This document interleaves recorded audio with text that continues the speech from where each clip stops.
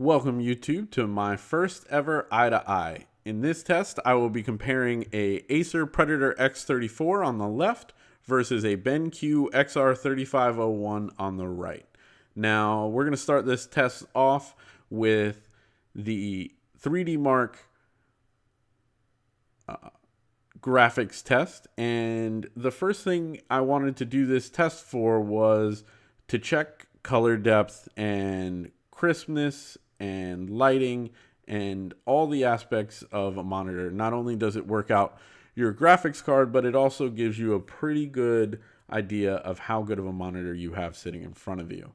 Now, the first thing that you'll notice in this video is that the screen on the left looks drastically smaller, and that's because the native resolution of the X34 on the Acer is a 1440p, so it is actually shrinking to a true 1080 image size on its 1440 image scale. The BenQ on the right has a maximum of 1080p that it can handle. It cannot handle above 1080p. So that's why there's the discrepancy in picture size on these two monitors. Now, that is definitely one of the biggest differences between the Acer and the BenQ. The Acer's resolution is pretty significantly higher, and it shows when you're sitting at desk distances. Now, at desk distances, you can definitely see the pixelation on the BenQ, because not only is it less resolution, but it's also an inch larger, so that exacerbates the issue even further.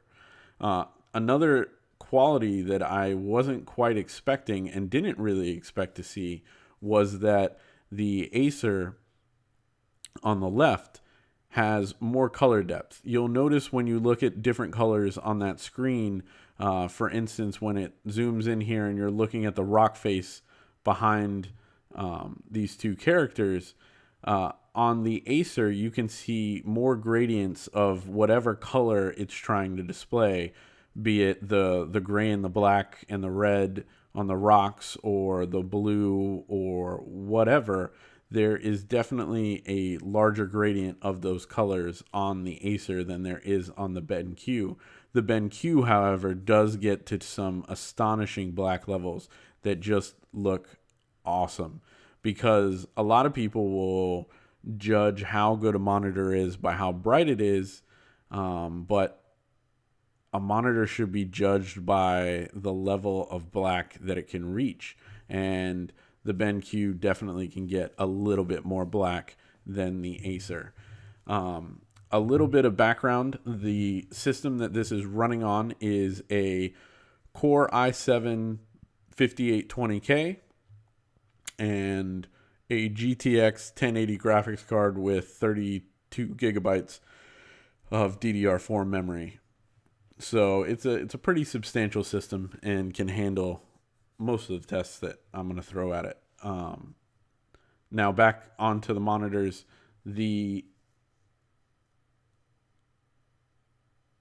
delve into ultra wide. Some of you may have already jumped into ultra wide monitors and gotten, one of the LG screens, which a lot of people are very happy with.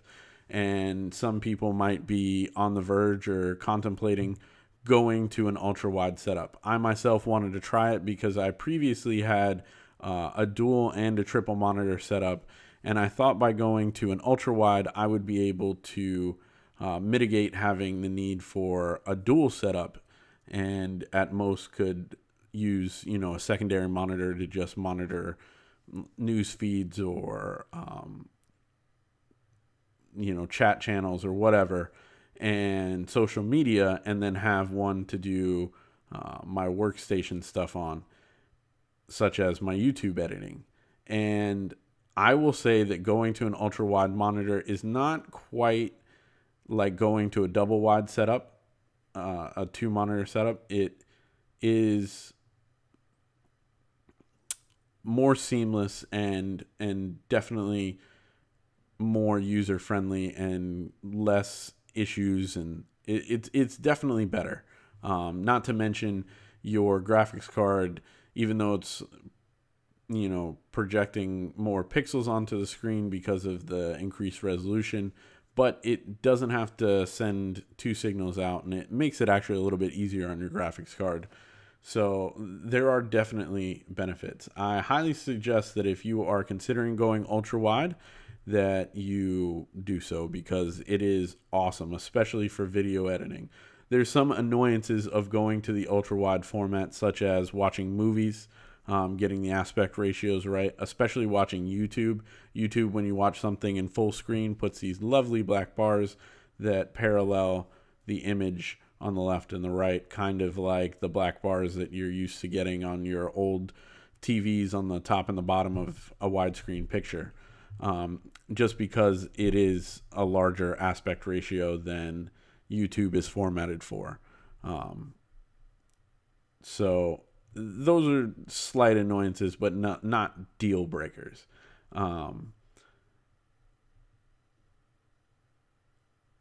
The winner of this eye-to-eye comparison test, if you can and haven't already guessed, is the Acer X34 Predator. This monitor is amazing at the color depth, at the resolution, the crispness, the ease of the on-screen menu.